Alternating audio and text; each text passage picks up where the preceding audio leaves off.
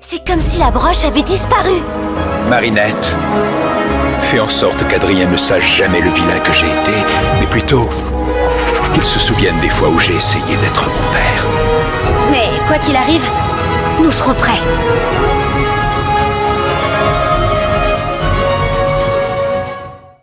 El Toro des Piedras est à ce jour l'un des meilleurs épisodes de Miraculous, toutes saisons confondues.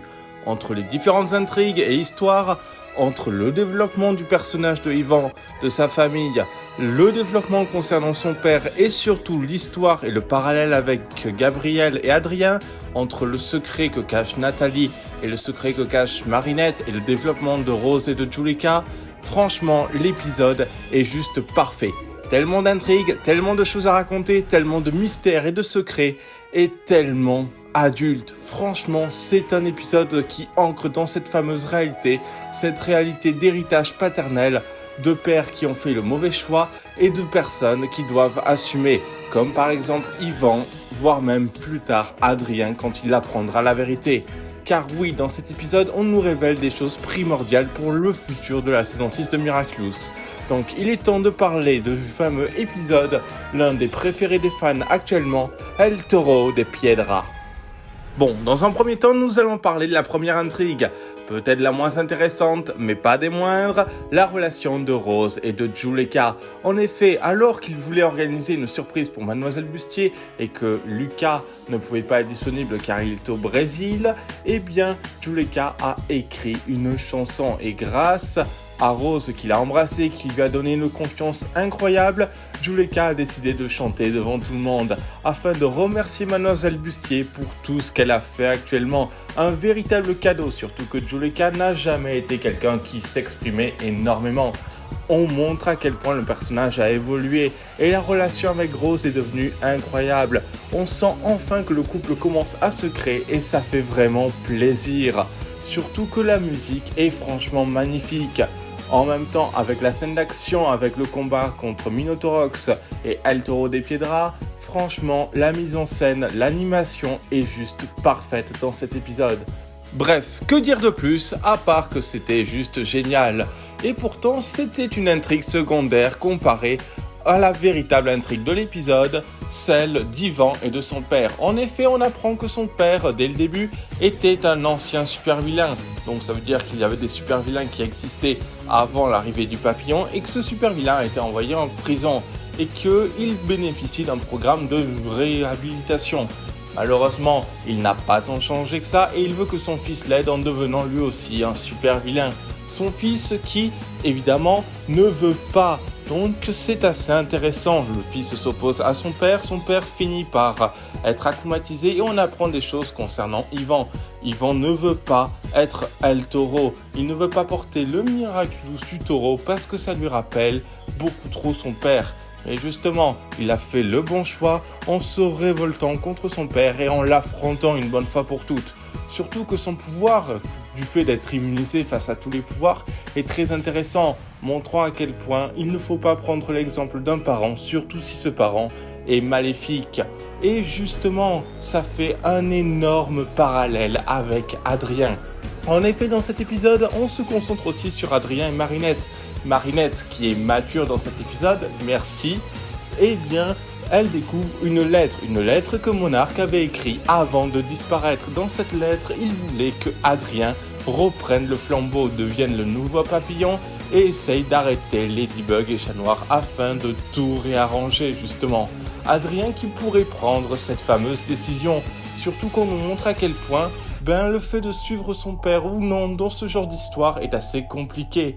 Parce qu'en effet, Marinette décide de ne pas détruire cette lettre, la montre à Nathalie qui la lit, donc on apprend pas mal de choses, notamment que Adrien dans cette lettre aurait pu apprendre qu'il est un sentimonstre, eh bien, il décide de la laisser. Voilà, Marinette a la lettre, et à mon avis, cette lettre va être très importante pour la suite. C'est peut-être comme ça que Adrien va finir par apprendre toute la vérité. Tout ce qu'on sait, c'est que justement, Adrien aurait pu finir comme Ivan. Ou comme Nathalie, car en effet, cet épisode possède l'une des meilleures scènes post-génériques de toute la série. En effet, on retrouve un flashback de Nathalie dans une salle avec un groupe mystérieux. On ne sait pas quelle est cette organisation.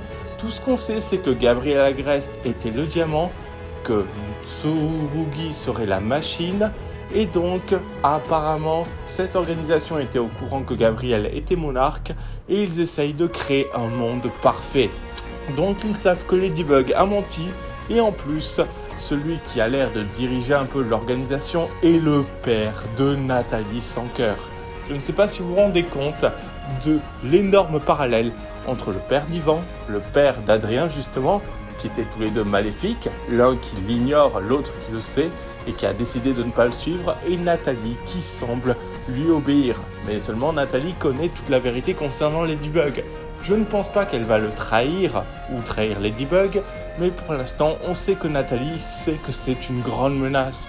Une menace que Ladybug n'était même pas au courant.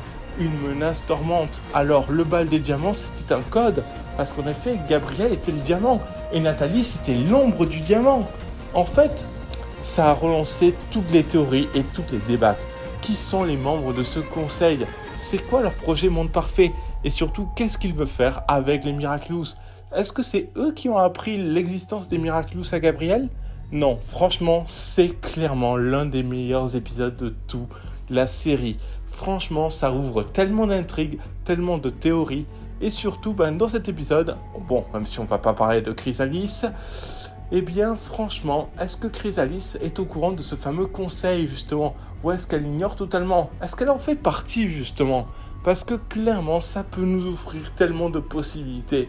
J'adore ce genre d'épisode qui nous donne des intrigues, des parallèles et surtout, le plus important, qui nous tease le futur de la série. Avec un Adrien qui, à mon avis, va peut-être découvrir la vérité et va soit devenir comme Ivan, donc évidemment s'opposant à son père en voyant que son père a été maléfique, ou soit va essayer de reprendre ses traces justement en devenant la nouvelle menace de la série. En tout cas, une chose est sûre, El Toro des Piedras reste à ce jour l'un de mes épisodes favoris de Miraculous. Promis, un jour, je ferai un top 10 et je sais qu'il sera dedans. Tout comme l'épisode Émotion. Bon, il reste encore un épisode avant de conclure la série des épisodes de Miraculous qui sont sortis actuellement. On ne sait pas actuellement quand les prochains épisodes vont sortir, surtout que l'été va commencer, donc possiblement qu'on n'aura pas de nouveaux épisodes avant longtemps, je tenais à vous prévenir. C'est pour ça que le rythme des vidéos va changer et qu'à partir de maintenant, je vais essayer de faire quelques théories concernant la série, même si vous avez vu que le nombre de vidéos que j'ai sorties a assez baissé.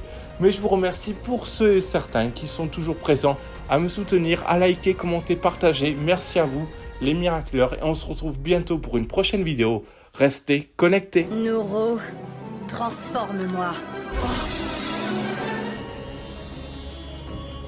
Alors comme ça, tu te crois vraiment plus maligne que moi, Ladybug? On verra qui de nous deux trouvera l'autre la première.